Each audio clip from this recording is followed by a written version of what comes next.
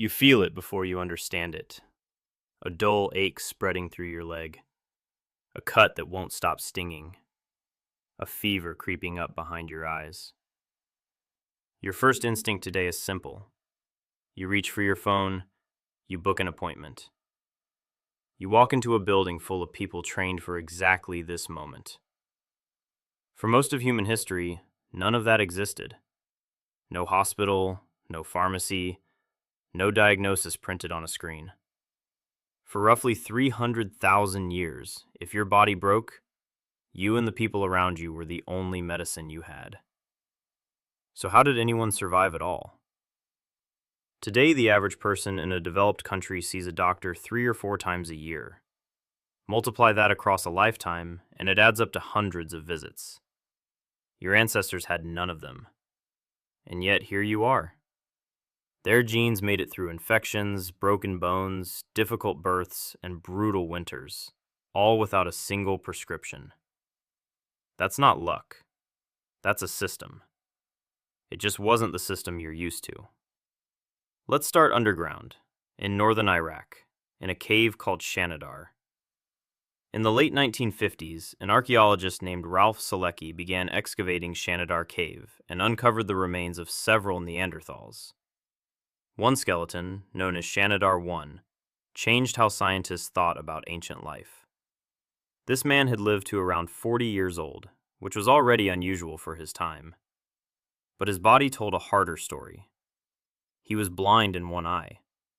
His right arm had been damaged so badly it was likely useless, possibly even amputated near the elbow. He had healed fractures in his leg and foot. He almost certainly couldn't hunt, and he may not have been able to fully care for himself. He still lived for years after these injuries. Think about what that means. Someone fed him. Someone helped him move. Someone protected him from predators he could no longer see coming. This wasn't advanced medicine. There was no surgery, no antibiotics, nothing close to what a modern trauma unit could offer. What kept Shanidar I alive wasn't a cure. It was people who refused to let him die. That's the first piece of the puzzle. But it's not the only one. In 2012, a researcher named Karen Hardy led a study on Neanderthal remains from El Cedrón Cave in Spain. Her team scraped hardened dental plaque, called calculus, off ancient teeth and analyzed the chemical residue trapped inside. What they found surprised almost everyone. Traces of yarrow and chamomile. Both plants are bitter. Neither has real nutritional value. In the animal kingdom, and in humans today, bitterness usually signals something to avoid, not something to eat on purpose. So why were Neanderthals chewing on them? Yarrow has long been used to help stop bleeding and reduce inflammation. Chamomile has calming, anti-inflammatory properties too. The presence of these plants, with no caloric benefit and an unpleasant taste, points to one likely explanation. Self-medication. Not by accident. On purpose, and possibly passed down, generation to generation, through observation and memory. There's a third piece, and it might be the most unsettling one. Across dozens of Neolithic burial sites, from France to Peru, archaeologists have found human skulls with neat, deliberate holes cut into them. This practice is called trepanation. It's essentially ancient brain surgery, performed with sharpened stone tools, almost certainly without anesthesia. It sounds like a death sentence. But here's the detail that stops researchers in their tracks. Many of these skulls show clear signs of bone regrowth around the hole. That means the patient didn't die on the table. They survived the surgery, sometimes by years. Someone, thousands of years before written language, understood enough about the human skull to cut into it and have the patient live to tell the story. Now picture the full scene. Not just the tools, not just the plants, but the whole moment. You are lying by a fire, your legs swollen and hot to the touch. Someone kneels beside you. They press crushed leaves against the wound, the same bitter plants their mother once used on them. Someone else holds your shoulder still.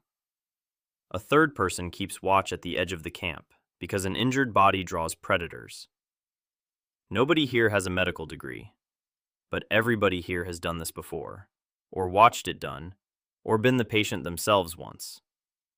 Knowledge isn't written down, it's carried, person to person, like a fire that's never allowed to go out.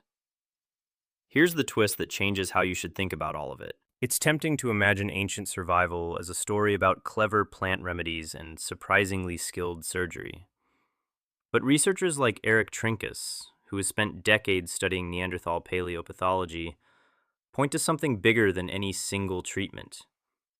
The real variable behind survival wasn't the quality of the medicine. It was the presence of care. Individuals with injuries severe enough to prevent hunting, gathering, or even walking still show up in the fossil record, having lived for years afterward. The plants helped. The stitching, splinting, and rough surgery helped.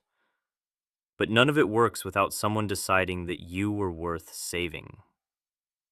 Cooperation was the medicine. The plants were just the delivery system. This reframes something you probably take for granted. You assume medical progress means better drugs, sharper scalpels, faster diagnoses. All true. But the oldest ingredient in human survival isn't found in any of that. It's found in whether anyone stays beside you when you're at your worst and physically unable to help yourself. Now bring it back to today.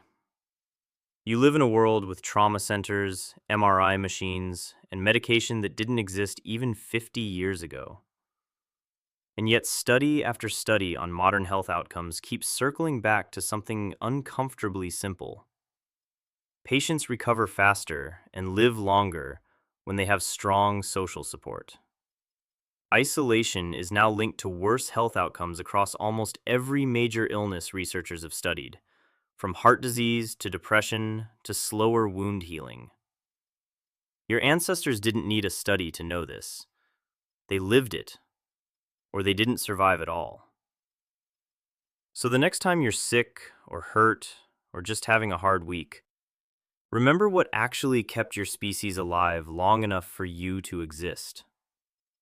It wasn't a single genius discovery. It wasn't one perfect remedy.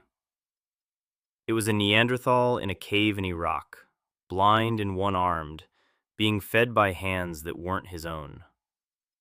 It was bitter leaves chewed on purpose, generation after generation. It was a stranger's steady hands cutting into a skull, and somehow, impossibly, that patient living to grow old. You feel it before you understand it, but now you do. That ache, that fever, that quiet fear when your body fails you. It was never something you were built to face alone.